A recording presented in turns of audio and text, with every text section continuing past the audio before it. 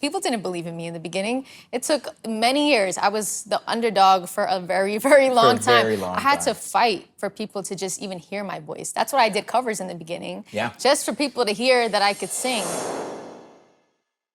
What were some of the some of the hurdles that you had to overcome, to find that confidence, to write, honest music, to be your best self?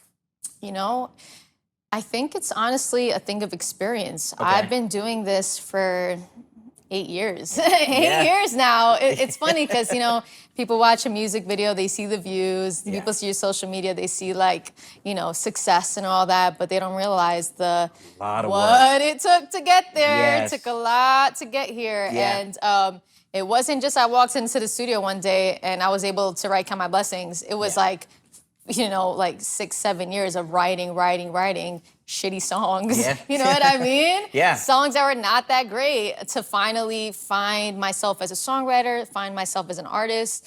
And, now it's much easier, but that magic moment doesn't happen every time you step in the studio. That's something that people need to know too, I was gonna say, that's gotta be one of the weirdest things to have people maybe think or say or believe that it's an overnight success when there has been so much that has gone on behind the scenes, as you mentioned. To have that grind, that persistence, to stay hungry. Who do you attribute that characteristic to? Where did you find that? Was that just something that you always had in your body, or did you maybe have a mentor or someone who you looked up to, or I don't know, emulated, that you're like, yo, if they can do it, I can do it. Let me make sure that I honestly keep this flame lit. I wish I had that. I wish I had a mentor in this industry kind of growing up. I really kind of didn't have that. I didn't really have any artist friends. I was really doing things solo, and seeing my parents come to this country with nothing and make a life for us here, that was just more motivation for me to make sure I make things happen and not wait on anybody to do it. I only had myself. People didn't believe in me in the beginning. It took many years. I was the underdog for a very, very long time. I had to fight for people to just even hear my voice. That's what I did covers in the beginning. Just for people to hear that I could sing. And so I really had to that hustle on here. my We're way. talking about your covers, girl. Damn, I'm like slowly just like picking at I know. your I'm like, I questions. should hide my paper. You know what I mean? Are you reading my paper here?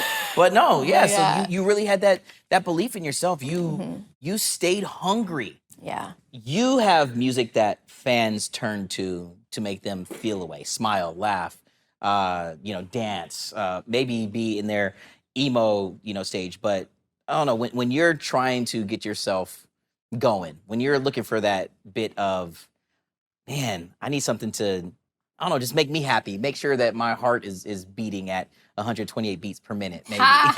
But no, what are some of those songs, or maybe who are some of those artists that you turn to listen to their music that makes your heart happy?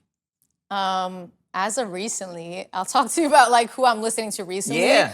I've been listening to a lot of Rosalia, Bad Bunny. Okay. My always go-to idol in life, Rihanna. Okay. She's like, even though she hasn't dropped music in a minute, all of her songs are my turn-up songs at all time. She's also like somebody I emulate as an artist, and just the way they have the approach to their career. Yes. It's something that I look up to. Who else? I mean, Coldplay, my all-time favorite band. Wow. I have a song for every single mood. I have a Coldplay song for every single mood. I gotta show you. And I met Chris Martin. Chris Martin is one of the kindest hearted and they are the people. best people ever. Their concert was the best day of my life. Meeting them was an even crazier time. Did he give you a love pin? No. I got one of the love pins. I told him though, I was like, listen, I gotta open up for you on tour. It's gonna happen. He said, yeah, let's do it. Go. Let's go. Fingers That is crossed. special. Now, to piggyback off of that question, how would it feel to know that there are people who listen to your music the same way that you listen to those people who you just named? It's crazy. I think about that sometimes. Like one time I met Bruno Mars and I was kind of like fangirling inside. And when I met Chris Martin too, I was like, oh my God, I'm about to meet my favorite band of all time. I'm like, I'm like starstruck. I'm like, damn, people feel like this about me? That's so weird. That's because that's what you do. Because, I've had people cry when they met me, shake and like all that stuff. I'm like, I understand. I understand now. Yeah. It's safe to say that those are some of the people who you also look to for, the strength in their music. Yeah. You know, would it be, you know, safe to say, yeah, the Chris Martins of the world, the Rihannas, the Brunos, when it's like, yeah, you know, aside from just turning up and having a good time, but just the way that they carry themselves and the way that they present themselves through their music, that you look Yeah. for inspiration from them as well in that regard? Yeah, no, for sure. I always look for inspiration in a lot of these artists. Coldplay helped shape me as a writer. Listening Yeah. to their music all my life, even unconsciously, you know, listening to the lyrics and all that stuff growing up, that's like helped me become a better writer too. Listening to Rihanna's music and seeing how diverse she is makes Yeah. me know I could be diverse too, you know? So as you grow up and you take these artists along with you, Amy Winehouse, Adele, all these artists, you realize taking pieces of what you listen to from them helps shape you into like the artist you are now.